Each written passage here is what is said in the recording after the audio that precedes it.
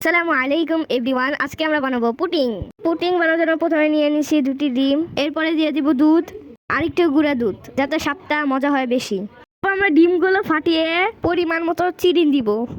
তারপর আমরা কাঁটা চামচ দিয়ে মিক্স করব। মিক্স করতে করতে করতে করতে আমার মনে পড়লো যে আমাদের বাসায় যে মিক্স করার মেশিন আছে। তারপর ওইটা যে মিক্স করা শুরু করে দিলাম। তারপর একটু লবণ, তারপর কি জানি মশলা বড়াপনি দিয়ে দিল। তারপর আবার ঝাঁকানাকা করতে থাকলো। তারপর দুধটা ভালো মতন জাল দিয়ে দিলাম। যতক্ষণ না স্বাদ না ওঠে ততক্ষণ আমরা জাল দিতেই থাকবো। তারপর আমরা চিনি জাল দিতে দিতে ক্যারামেল তৈরি করে নিব। এরকম কালার না হওয়া পর্যন্ত আমরা জাল দিতেই থাকবো। তারপর এটাকে ঠান্ডা করার জন্য আমরা কিছুক্ষণ রেখে দিব। তারপর আমরা ডিম আর দুধ একসাথে মিক্স করব। তারপরে চামচ দিয়ে ঝাঁকানাকা করব। তারপর আমি তো আবার ভুলে গেছিলাম যে আমার মেশিন আছে। তারপরে আমি লাস্টে মেশিন দিয়ে ওটা গোল গোল ঘুরিয়ে নিব। সাথে একটু চিনিও দিয়ে দিছিলাম। বড় আপনাদের পুডিং বানাতে বানাতে খিদা লেগে গিয়েছিল, তাই আম্মুর হাতে তারপর একটু খিচুড়ি খেয়ে নিল।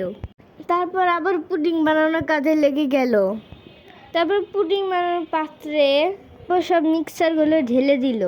গরম পানির পাতিলে বসিয়ে দিব। আমরা তো গরিবস, এই জন্য আমাদের ওভেন নাই, তাই আমরা চুলার মধ্যে এভাবেই বসিয়ে দিব। তারপর কিছুক্ষণ আমরা অপেক্ষা করার পর ঢাকনাটা আমরা উঠিয়ে দিব। তারপর একটা চামচের সাহায্যে এটা গুটিয়ে দেখবো যে পুডিংটা হয়েছে নাকি। তারপর আমার ছোট বোন অর্ধেক টেস্ট করতে করতে খেয়েই নিল। তারপর এটা পাতিল থেকে উঠানোর চেষ্টা করলো।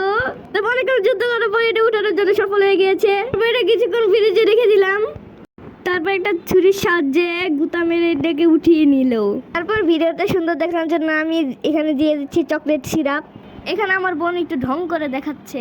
ঢং করা শেষ হলে এখানে একটুখানি কাটলো।